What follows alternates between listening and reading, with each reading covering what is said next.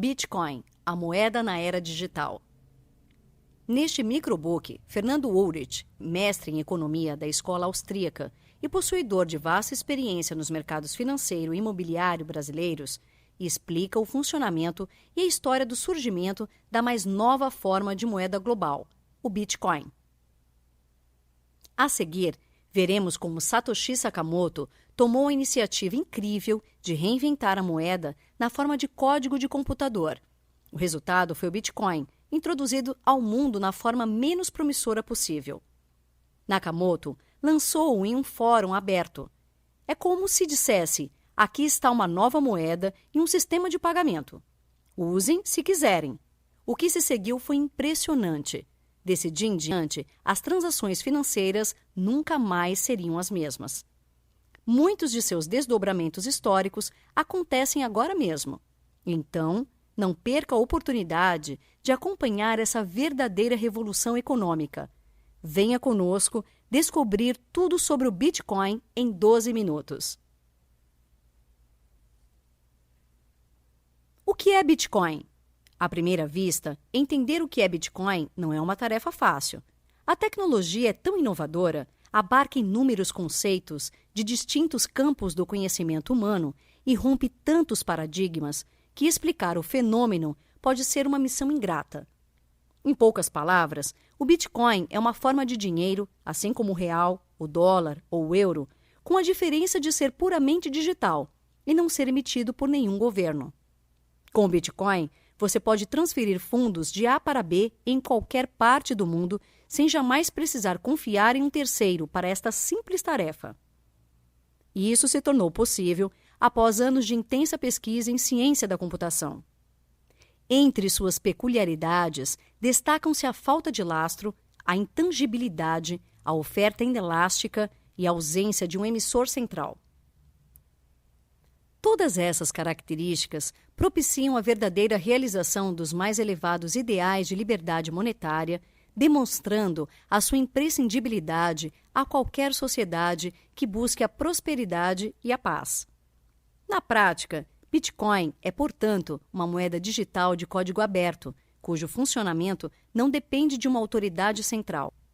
Até a invenção do Bitcoin, em 2008, pelo programador não identificado, conhecido apenas pelo nome Satoshi Nakamoto, transações online sempre requiseram um terceiro intermediário de confiança. Por exemplo, se Maria quisesse enviar R$100 ao João por meio da internet, ela teria que depender de serviços de terceiros como PayPal ou Mastercard. Intermediários como o PayPal mantêm um registro dos saldos em conta dos clientes. Sem tais intermediários, um dinheiro digital poderia ser gasto 2 vezes. Imagine que não haja intermediários com registros históricos e que o dinheiro digital seja simplesmente um arquivo de computador, da mesma forma que documentos digitais. Maria poderia enviar ao João R$100 simplesmente anexando o arquivo de dinheiro em sua mensagem. Mas assim como ocorre em um e-mail, enviar um arquivo como anexo não remove do computador originador da mensagem eletrônica. Maria reteria a cópia do arquivo após ter o enviado anexado à mensagem. Dessa forma, ela poderia facilmente enviar os mesmos R$100 ao Marcos. Em ciência da computação, isso é conhecido como o problema do gasto duplo. E, até o advento do Bitcoin, essa questão só poderia ser solucionada por meio de um terceiro de confiança que empregasse um registro histórico de transações. A invenção do Bitcoin é revolucionária, pois, pela primeira vez, o problema do gasto duplo pode ser resolvido sem a necessidade de um terceiro. Bitcoin o faz distribuindo um imprescindível registro histórico a todos os usuários do sistema. A rede global peer-to-peer, que em português significa par a par, ou simplesmente de ponto a ponto, composta de milhares de usuários, torna-se o próprio intermediário. Desse modo, Maria e João podem transacionar sem o PayPal. É importante notar que as transações na rede Bitcoin não são denominadas em dólares, euros ou reais, como são no PayPal ou Mastercard. Em vez disso, são denominadas em bitcoins. O valor em reais de um Bitcoin é determinado em um mercado aberto, da mesma forma que são estabelecidas as taxas de câmbio entre diferentes moedas mundiais. Como funciona? As transações são verificadas e o gasto duplo é prevenido por meio de um uso inteligente da criptografia de chave pública. A criptografia de chave pública garante que todos os computadores na rede tenham um registro constantemente atualizado e verificado de todas as transações dentro da rede Bitcoin, o que impede o gasto duplo e qualquer tipo de fraude. Muita atenção midiática é dada ao suposto anonimato que a moeda digital permite aos seus usuários.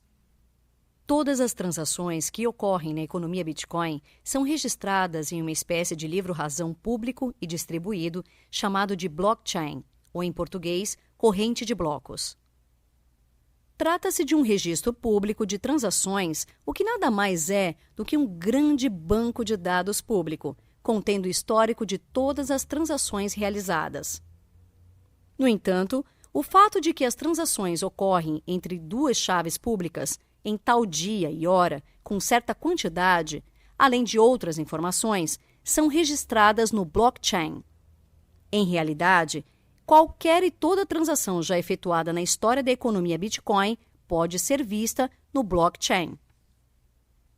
Ainda que Bitcoin seja bastante semelhante ao dinheiro vivo, em que as partes podem transacionar sem revelar suas identidades a um terceiro ou entre si, é também distinto do dinheiro vivo, pois todas as transações de e para o endereço Bitcoin qualquer podem ser rastreadas.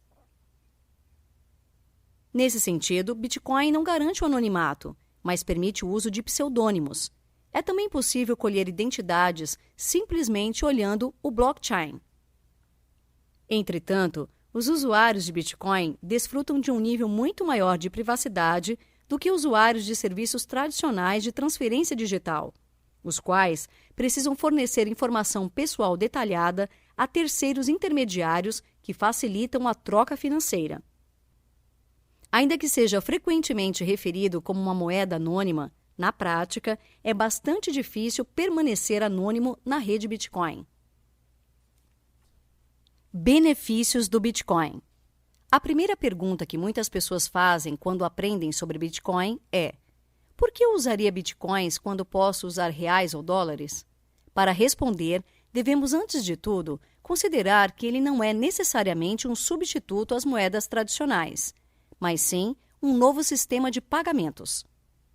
Como não há um terceiro intermediário, as transações de Bitcoin são substancialmente mais baratas e rápidas do que as feitas por redes de pagamentos tradicionais. Isso faz com que ele seja atrativo a pequenas empresas de margens apertadas que procuram formas de reduzir seus custos de transação na condução de negócios. Uma vez que facilita transações diretas sem um terceiro, ele remove cobranças custosas que acompanham as transações com cartões de crédito. De modo que o Bitcoin provavelmente continuará a reduzir os custos de transações das empresas que o aceitam à medida que mais e mais pessoas o adotem. Aceitar pagamentos com cartões de crédito, por exemplo, também sujeita as empresas ao risco de fraude de estorno de pagamentos.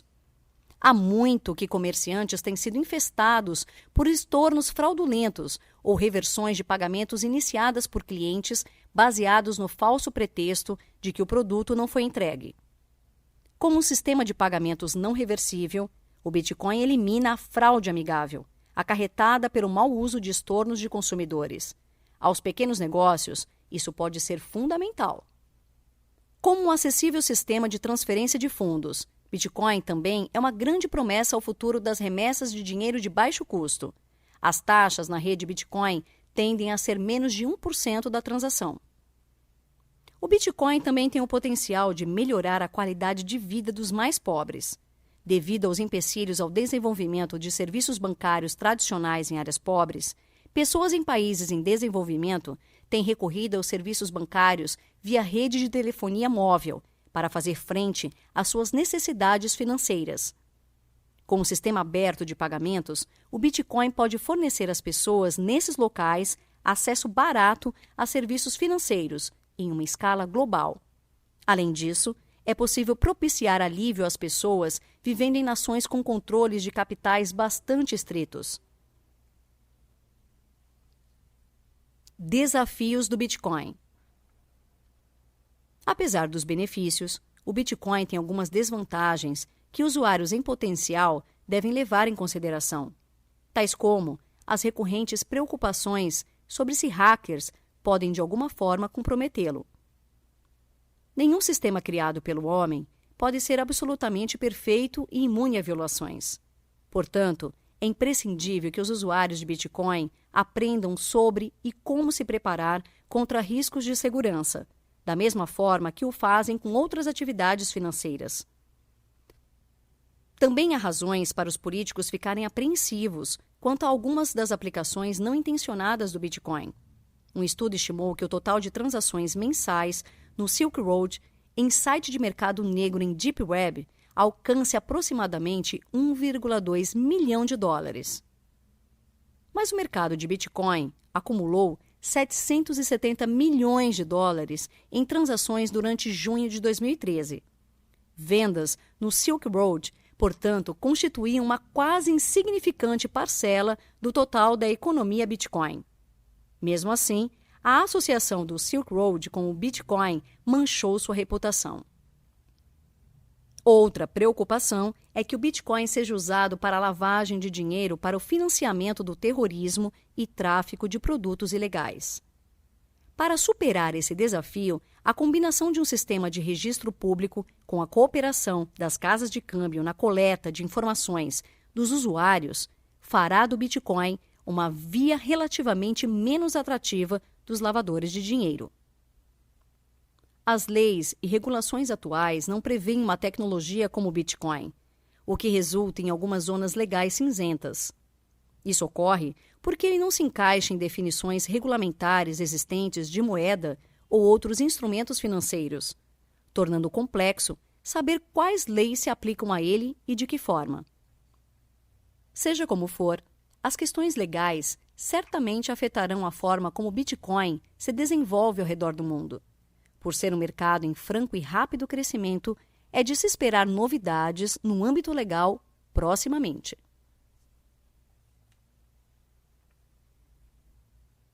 Eletricidade e internet não são um problema. E quanto à dependência da eletricidade e da internet, não seria uma enorme desvantagem ao projeto Bitcoin? Essa não é uma característica unicamente restrita ao Bitcoin. Já vivemos nessa dependência. É impensável que nossa economia globalizada, interconectada, possa seguir inabalada na falta de energia elétrica e internet.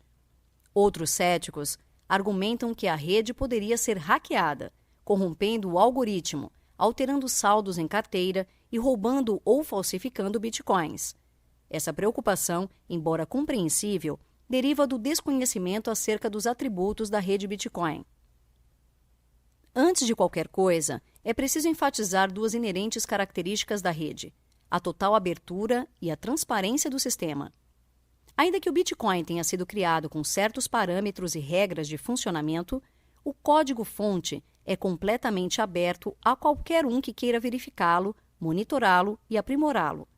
Qualquer pessoa pode acompanhar em tempo real as transações recentes, a quantidade total de bitcoins minerados e etc. A história e o contexto do Bitcoin. É a partir da análise do contexto em que o Bitcoin surgiu que podemos entender a sua razão de ser. Ainda que possa ser considerado uma mera coincidência, o fato de a moeda digital ter surgido em meio à maior crise financeira desde a Grande Depressão de 1930, não podemos deixar de notar características marcantes como o avanço do Estado interventor,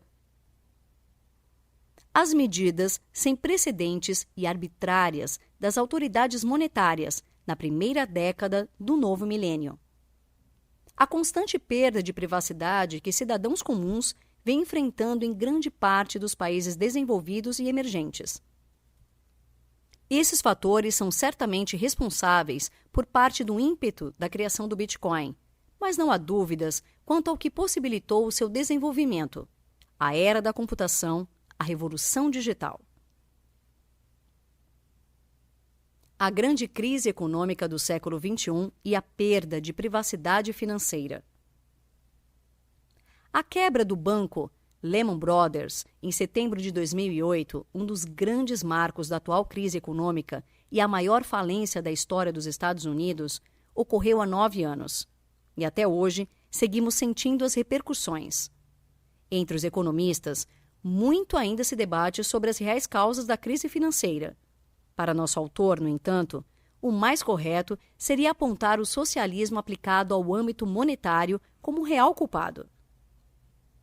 Segundo ele, o atual arranjo monetário do Ocidente baseia-se em 2 grandes pilares: monopólio da emissão de moeda com leis de curso legal forçado, banco central responsável por organizar e controlar o sistema bancário.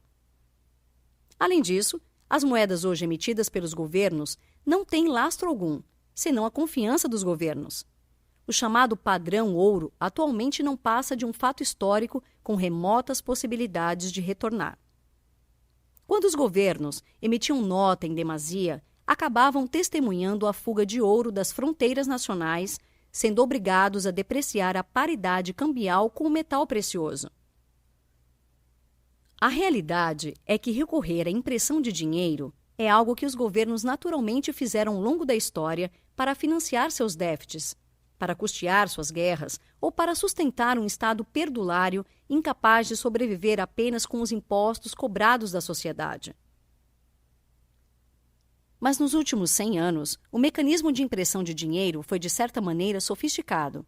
Nos dias de hoje, entretanto, o processo inflacionário é um pouco mais indireto e envolve não somente um banco central imprimindo cédulas de dinheiro, mas também todo o sistema bancário responsável por gerar inflação. Inflação é um aumento na quantidade de moeda em uma economia, e a eventual elevação dos preços é a consequência inevitável. Afinal, quanto maior a quantidade de dinheiro em uma economia, menor o poder de compra de cada unidade monetária. Assim, mais caros se tornam os produtos e serviços. As crises financeiras deste início de milênio são uma ilustração perfeita da teoria explicada, chamada de teoria austríaca dos ciclos econômicos. E para piorar ainda mais o cenário, os principais bancos centrais do mundo seguiram a mesma receita de juros baixos para estimular a economia, formando bolhas imobiliárias. Cegados pelos baixos índices de inflação ao consumidor, enquanto os preços dos ativos imobiliários e financeiros disparavam, os banqueiros centrais acreditavam piamente terem domado os ciclos econômicos. A dura realidade, porém, veio mostrar o quanto estavam enganados. Desde setembro de 2008, o rol de medidas extremas e imprevistas empregadas pelas principais autoridades monetárias globais é realmente assombroso. Resgate de bancos, seguradoras e montadoras, nacionalização de instituições financeiras, trocas de liquidez entre bancos centrais, monetização de dívida soberana, redução das taxas de juros a zero, entre outras medidas escabrosas. Ao cidadão comum, resta assistir ao valor do seu dinheiro esvair-se, enquanto banqueiros centrais testam suas teorias, ora para salvar bancos, ora para resgatar governos quebrados, mas sempre sob o pretexto da inatingível estabilidade de preços. E é precisamente este ponto que ficou claro na atual crise. O cidadão não tem controle algum sobre seu dinheiro e está à mercê das arbitrariedades dos governos e de um sistema bancário cúmplice e conivente.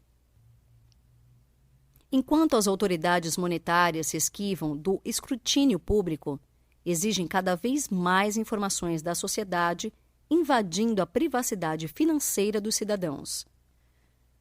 Sob a alegação de impedir o financiamento de atividades terroristas e lavagem de dinheiro, quem acaba sofrendo as consequências da supervisão e espionagem são os cidadãos de bem, que encontram cada vez mais dificuldade para proteger seus ativos e movê-los a qualquer jurisdição fora do alcance dos governos. Este é o paradigma do atual milênio. Crescente perda de privacidade financeira, autoridades monetárias centralizadas e opressivas que abusam do dinheiro isentas de qualquer responsabilidade e bancos cúmplices e coadjuvantes no desvario monetário. O que possibilitou a criação do Bitcoin? Os motivos fundamentais que impulsionaram a criação do Bitcoin são, portanto, evidentes. Um sistema financeiro instável e com elevado nível de intervenção estatal e a crescente perda de privacidade financeira. Mas esse estado de coisas não é novidade. A intervenção dos governos no âmbito monetário é milenar, assim como a conivência do sistema bancário. A diferença entre o sistema financeiro mundial atual e o de 100 anos atrás é meramente de grau. Na sua essência, a intervenção estatal prevalece tanto hoje como no início do século XX. Por que, então, algo como o Bitcoin não surgiu antes? Porque precisamos assistir ao sistema financeiro mundial tornar-se tão vulnerável a ponto de quase testemunharmos o seu mais absoluto colapso em 2008. Simplesmente porque, antes, uma tecnologia como a internet não estava disponível e madura como hoje está. Efetivamente, a rede mundial de computadores foi o que viabilizou a criação do Bitcoin. A era da informação revolucionou diversos aspectos da cooperação social e não poderia ser diferente com uma das instituições mais importantes para o convívio em sociedade, o dinheiro. Aparentemente surgido do nada, o Bitcoin é, em realidade, resultado de mais de 2 décadas de intensa pesquisa e desenvolvimento por pesquisadores praticamente anônimos. Ao contrário das redes usuais, em que há um servidor central e os computadores se conectam a ele, uma rede ponto a ponto não possui um servidor centralizado. Por esse motivo, é considerada descentralizada, ou seja, a força computacional é distribuída. No caso do Bitcoin, a rede desempenha uma função crucial, a de garantir a distribuição do blockchain a todos os usuários, assegurando que todos os nós da rede detêm uma cópia atual e fidedigna do histórico de transações do Bitcoin a todo instante. A criptografia, por sua vez, desempenha 2 funções essenciais: a de impossibilitar que um usuário gaste os bitcoins da carteira de outro usuário e a de impedir que o blockchain seja violado e corrompido. Além disso, a criptografia também pode ser usada para encriptar uma carteira, de modo que ela só possa ser utilizada com uma senha definida por seu proprietário. O que a teoria econômica tem a dizer sobre o Bitcoin? A moeda digital seria mesmo considerada dinheiro? A inovação não seria, na verdade, um mero sistema de pagamentos ou de transferência de fundos? Pode uma unidade de Bitcoin, algo que inexiste no mundo físico, ser considerado um bem? Ainda que o fim último do projeto Bitcoin seja torná-lo um meio de troca totalmente eletrônico, naquele instante, bem no início de sua vida, Bitcoins eram adquiridos não para serem empregados como meio de troca, e sim para o próprio consumo direto. Esse é precisamente o ponto de partida para que qualquer bem venha a tornar-se um meio de troca, e eventualmente dinheiro, um meio de troca universalmente aceito. Em outras palavras, um Bitcoin pode ser usado para designar e certificar propriedade de um bem. Neste primeiro momento, os próprios Bitcoins são o bem em questão. À medida que a rede se desenvolva, é plenamente possível que outras utilidades e aplicações venham a ser descobertas ou criadas pelo homem. Mas qual seria o valor de uso subjetivo de um Bitcoin? Somente cada indivíduo pode determinar. O que o economista pode inferir é que bitcoins foram e têm sido valorados pelos indivíduos que os adquiriram e os utilizam independentemente de qual seja o uso pretendido. O caminho percorrido até aqui pelo Bitcoin, que passou de uma mercadoria virtual a um meio de troca, faz com que estejamos potencialmente testemunhando em tempo real o nascimento de uma moeda. E o que é mais extraordinário, com um vasto registro documental disponível para qualquer economista investigar. Escassez intangível e autêntica. Chamamos de bens econômicos tudo aquilo que é empregado como meio no âmbito da ação humana. Bens econômicos estão sujeitos, portanto, à realidade da escassez. Isso implica que um mesmo bem não pode ser usado como meio por mais de um indivíduo no mesmo instante. No mundo material dos bens físicos, essa relação é facilmente observada. Corpóreo ou não, um bem pode ser empregado como meio quando é capaz de oferecer serviços úteis à consecução de um fim. Um Bitcoin, similarmente, pode existir somente em uma carteira em um dado momento, devido ao protocolo do sistema que registra todas as transações no blockchain, único e distribuído, que impede o gasto duplo. A tecnologia utilizada pelo protocolo do Bitcoin, aliada ao potencial da criptografia moderna, faz com que uma unidade de Bitcoin seja um bem econômico escasso. Somente o dono pode usar sua chave privada para dispor de seus Bitcoins, transferindo-os a quem desejar. O Bitcoin trouxe, portanto, escassez autêntica ao mundo dos bens digitais não escassos, cumprindo assim um dos principais requisitos teóricos para ser considerado uma moeda. Dinheiro, meio de troca ou o quê? Para o brilhante economista Conrad Graf, a única razão para ainda não chamar Bitcoin de dinheiro reside no fato de que, aparentemente, muitos usuários ainda enxergam os Bitcoins através da lente da taxa de câmbio em relação às suas moedas locais. Em contrapartida, Frank Shostak, outro grande estudioso, afirma que Bitcoin não é uma nova forma de dinheiro que substitui formas antigas, mas, na verdade, uma nova maneira de empregar dinheiro existente em transações.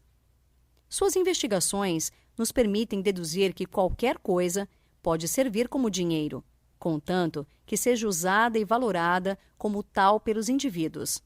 Logo, uma unidade Bitcoin, embora incorpórea, é o bem utilizado como meio de troca. Logo, o Bitcoin é o próprio meio de troca, é o dinheiro propriamente dito.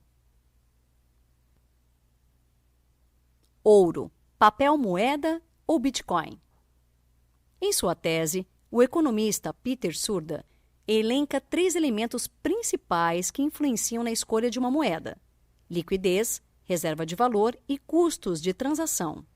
No momento, liquidez é a maior desvantagem do Bitcoin em relação às demais moedas, por não ser amplamente utilizado, ainda que cada vez mais pessoas e empresas aceitem transacionar com a moeda. É na redução dos custos de transação, porém, que entendemos as enormes vantagens e superioridade do Bitcoin. Para começar, não há fronteiras políticas à moeda digital. Você pode enviar e receber Bitcoins de qualquer lugar a qualquer pessoa, esteja ela onde estiver, sem ter que ligar ao gerente do banco, assinar qualquer papel, comparecer a alguma agência bancária ou caixa eletrônico. Tampouco precisa se preocupar se o banco guardaria de fato 100% do seu dinheiro ou acabaria usando-o para especulação em aventuras privadas. É plenamente possível que, com o passar do tempo, o Bitcoin venha a superar tanto moedas fiduciárias quanto ouro e prata como meio de troca, e, finalmente, tornar-se universalmente aceito. A questão-chave será a liquidez, que, por sua vez, depende da ampliação da aceitação da moeda. No quesito durabilidade, Bitcoin supera tanto o ouro quanto o papel moeda, salvo no improvável caso de a internet inexistir no globo terrestre. Bens digitais, como um Bitcoin, não sofrem alteração espacial ou temporal. No entanto, uma barra de ouro está sujeita ao desgaste natural do uso, perdendo massa ao longo do tempo. Já o papel moeda é bastante frágil, podendo ser destruído facilmente. No que tange à divisibilidade, há um limite físico pelo qual o ouro pode ser fracionado, o que não ocorre com o papel moeda, pois qualquer denominação pode ser impressa em cédula. O Bitcoin, porém, é perfeitamente divisível, com 8 casas decimais e a possibilidade de adicionar quantas mais forem necessárias. O Bitcoin é, então, durável e perfeitamente divisível, embora incorpóreo. Ademais, um Bitcoin é insuperavelmente uniforme, porque sua homogeneidade é matemática e não física, sendo tecnicamente impossível falsificá-lo. O ouro, ao contrário, depende de verificações e comprovações quanto à sua pureza e massa. Já o papel moeda, embora seja bastante homogêneo, pode ser mais facilmente falsificado, dificultando a distinção de unidades monetárias genuínas das ilegítimas. Deflação e aumento do poder de compra. A oferta de bitcoins crescerá de forma paulatina, pré-estabelecida e conhecida por todos os usuários, até alcançar o limite máximo de 21 milhões de unidades ao redor do ano de 2140. Mas cerca de 90% de todos os bitcoins já estarão minerados por volta de 2022. Assumindo que a demanda continue crescendo ao longo dos próximos anos, isso significaria que uma unidade Bitcoin valeria cada vez mais. E quanto mais se amplia a aceitação da moeda, maior será seu poder de compra. Em face dessa constatação, os leigos no assunto alegam que será quase impossível usar uma unidade de Bitcoin em compras do dia a dia, pois ela valerá muito no futuro. O que lhes escapa é o fato de que os bitcoins são perfeitamente divisíveis. Isso permite aos usuários realizar transações com frações de 1 bitcoin. O sistema, aliás, já está preparado para tal aperfeiçoamento. O preço do Bitcoin, oferta e demanda. No dia 5 de outubro de 2009, 9 meses depois de a rede Bitcoin ter começado a operar, o primeiro registro de preço de venda de um Bitcoin ofertado foi publicado. Um total de 13 Bitcoins por centavo de dólar, ou especificamente 1.309,03 Bitcoins por $1. Estamos ainda na infância do experimento Bitcoin. A cotação de um Bitcoin em relação a outras moedas, ou seu preço, é algo que está sendo descoberto pelo mercado, e não podemos prever a sua evolução. E ainda que pelo lado da demanda, não saibamos como ela evoluirá, ao menos do lado da oferta, não seremos surpreendidos por súbitos aumentos na quantidade de bitcoins em circulação. De certa forma, o preço de uma unidade é irrelevante. A questão-chave é que a moeda digital tem verdadeiras vantagens comparativas, oferecendo excelentes serviços de pagamentos e reduzindo de forma significativa os custos de transação. Como diz Tony Gallip, sócio do site de pagamentos BitPay, Bitcoin é simplesmente a maneira mais fácil até hoje inventada de enviar dinheiro de A para B. A política monetária do Bitcoin. A política monetária objetiva manipular a oferta de moeda em uma economia. No passado, deu-se de forma direta, com alvos específicos para o crescimento de algum agregado monetário.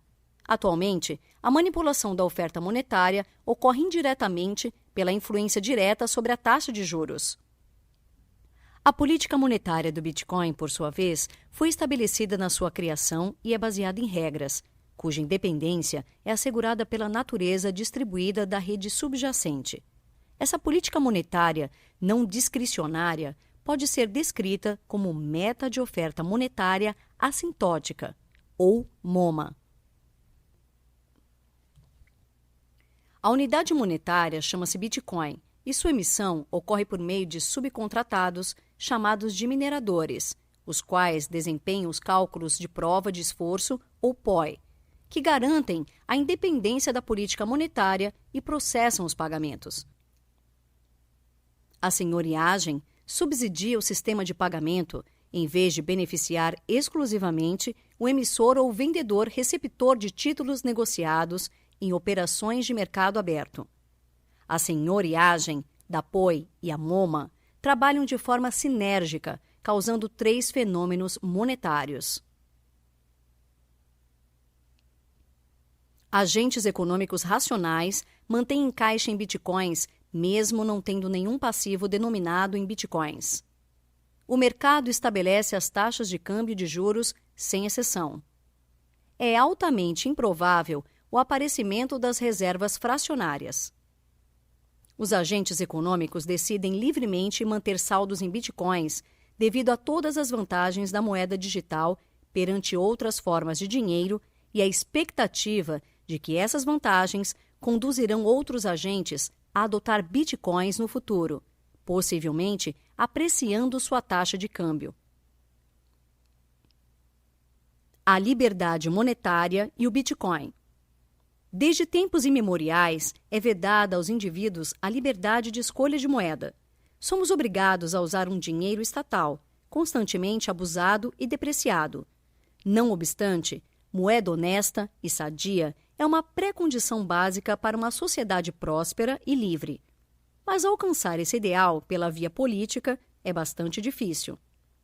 O senso comum costuma atribuir ao dinheiro a causa de todos os males. Contudo, a constante multiplicação do capital acumulado significa que a economia cresce e prospera, e que, assim, a sociedade cria riqueza e é capaz de melhorar o padrão de vida dos seus cidadãos. Em definitivo, o dinheiro é uma das instituições mais essenciais da civilização e é o bem que torna possível a cooperação social em larga escala, de modo que toda agressão contra a moeda gerará consequências gravíssimas no funcionamento da economia. A ordem monetária vigorante é uma criatura disforme, filha das urgências fiscais de governos, como a suspensão da conversibilidade das moedas nacionais em ouro para financiar a Primeira Guerra Mundial, encerrando assim um longo ciclo de estabilidade monetária. O que temos hoje é um sistema elástico, cuja emissão de moeda é uma mera função da vontade política embasada por teorias econômicas defeituosas. Moeda honesta é, portanto, o ideal ao qual todo defensor da liberdade deveria aspirar. A raiz de todos os males não é o dinheiro, é, na verdade, a inflação, cuja semente germina no controle estatal da moeda. Liberdade monetária significa liberdade de escolha e de produção de moeda em um ambiente de livre concorrência. O princípio de moeda sadia guiou as doutrinas de políticas monetárias do século XIX, mas somente no século passado foi ele estendido, englobando os preceitos não somente de uma moeda sólida, mas também, e sobretudo, de uma moeda livre da ingerência estatal. Alcançar esse objetivo pela via política, entretanto, é altamente improvável. E por que altamente improvável?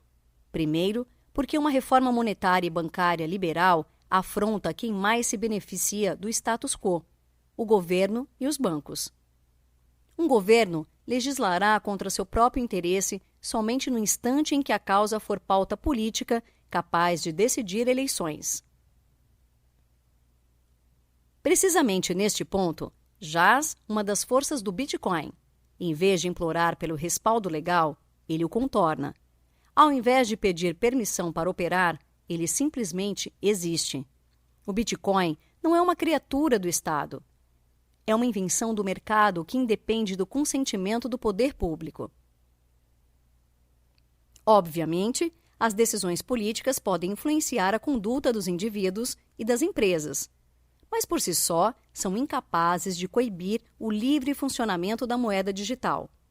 Anular o poder proibidor dos governos é algo inédito na história da humanidade. Sob essa perspectiva, o Bitcoin é uma forma de impedir a tirania monetária. Essa é a sua verdadeira razão de ser.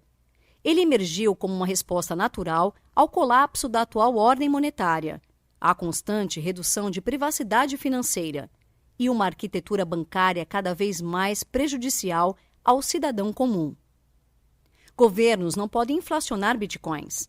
Governos não podem apropriar-se da rede Bitcoin. Governos tampouco podem corromper ou desvalorizar bitcoins. E também não podem proibir-nos de enviar bitcoins a um comerciante no Maranhão ou no Tibete. Imagine um mundo sem inflação, sem bancos centrais desvalorizando seu dinheiro para financiar a esbórnia fiscal dos governantes, sem confisco de poupança, sem manipulação da taxa de juros, sem controle de capitais. A verdade é que o Bitcoin, ou o que vier a substituí-lo no futuro, impõe uma verdadeira concorrência contra o cartel dos banqueiros e a moeda dos governos. Por isso, não é sábio esperar nenhuma boa vontade dessa dupla simbiótica em relação ao Bitcoin. A própria história da humanidade é um atestado de uma triste verdade. Nenhum sistema político foi capaz de conter os abusos de governos no âmbito monetário. Bitcoin nasce assim como uma alternativa necessária porque quando as constituições e a separação dos poderes são incapazes de assegurar uma moeda inviolável, a tecnologia se encarrega de fazê-lo. A separação do Estado e da moeda será uma questão tecnológica, não política. O futuro do Bitcoin. Embora possa parecer que haja uma dicotomia entre o Bitcoin e as moedas fiduciárias, em realidade, é preciso enxergar o Bitcoin não como mutuamente excludente, mas sim como complementário às formas de dinheiro até hoje existentes. É verdade que não podemos saber se o Bitcoin perdurará. Não sabemos se sobreviverá outro ano ou uma década, mas é bastante razoável supor que uma moeda digital ou criptomoeda veio para ficar. O preço do Bitcoin pode até colapsar e os usuários podem repentinamente migrar para outra moeda, escreveu a revista britânica The Economist, em artigo sobre o Bitcoin. Mas há grande probabilidade de que alguma forma de dinheiro digital deixará uma marca duradoura no ambiente financeiro. Mas não esperemos, como um sinal de sucesso, que a moeda digital venha algum dia a suplantar as moedas estatais. Basta o Bitcoin servir, ao menos, como um firme e confiável empecilho ao abuso irrestrito do nosso dinheiro pelos governos, e ele já terá seu nome gravado na história da liberdade. Notas finais. Você se lembra de como a internet e o e-mail revolucionaram a comunicação? Antes, para enviar uma mensagem a uma pessoa do outro lado da Terra, era necessário fazer isso pelos correios. Nada mais antiquado. Você dependia de um intermediário para fisicamente entregar uma mensagem. Pois é, retornar a essa realidade é inimaginável. O que o e-mail fez com a informação, o Bitcoin fará com o dinheiro. Com o Bitcoin, você pode transferir fundos de A para B, em qualquer parte do mundo, sem jamais precisar confiar em um terceiro para essa simples tarefa. Bitcoin é uma forma de dinheiro, assim como o real, dólar ou euro, com a diferença de ser puramente digital e não ser emitido por nenhum governo. O seu valor é determinado livremente pelos indivíduos no mercado. Para transações online, é a forma ideal de pagamento, pois é rápido, barato e seguro.